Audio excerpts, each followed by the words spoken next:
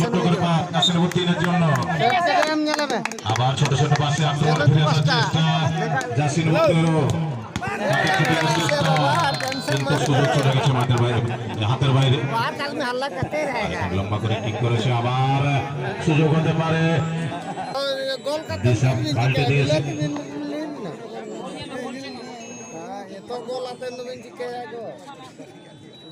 আর মনে রাখবেন আগামীকাল মুরগাপাড়ার আয়োজন করা হয়েছে লাগাতার ব্যাক টু ব্যাক 3 মুরগাপাড়া রাখা হয়েছে আমাদের এই ফুটবল প্রতিযোগিতার উপলক্ষে আর প্রথম দিন আগামীকাল দ্বিতীয় দিন আগামীকালও 3টি পুরস্কার মুরগাপাড়া এবং শেষ দিন রবিবার লেডিস ফুটবল প্রতিযোগিতার সাথে সাথে মুরগাপাড়া